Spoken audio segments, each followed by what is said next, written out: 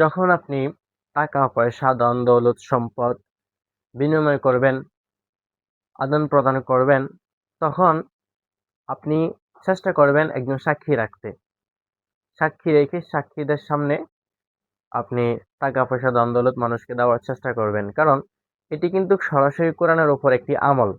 পবিত্র কোরআনুল কারীমে আল্লাহ পাক রব্বুল আলামিন বলছে, ফাইদা দাফাতুম ইলাইহিম আমওয়ালাহুম ফাআশহিদু আলাইহিম, যখন তোমরা তাদেরকে তাদের সম্পদ দিবে, ফিরিয়ে দিবে, তখন সাক্ষী রেখে দিও।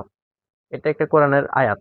দেখেন, আল্লাহ পাক রব্বুল আলামিন আমাদেরকে সৃষ্টি করেছেন, উনি বিধানকর্তা, উনি আমাদেরকে বিধান দেন। অতএব এই কোরআনের আয়াত থেকে আমরা এইটা বুঝতে পারলাম যে আমরা যখন কোনো বিনিময় করব, টাকা পয়সা ধন দৌলত সম্পদ যা কিছুই করি না কেন, আমরা সাক্ষী রেখে দিব।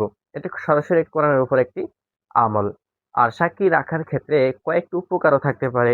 যেমন, আমানত গ্রহণকারী ব্যক্তি খেয়ানত করার অপবাদ থেকে মুক্ত থাকতে পারে, এবং সাক্ষী রাখার কারণে দুজনের ভিতরে মারামারি কিংবা ঝগড়া বিবাদ হওয়ার আশঙ্কা একেবারেই কম, কিংবা কোনো সমস্যা হলে অবশ্যই অতি সহজেই তা মীমাংসা করা যাবে সাক্ষী রাখার কারণে।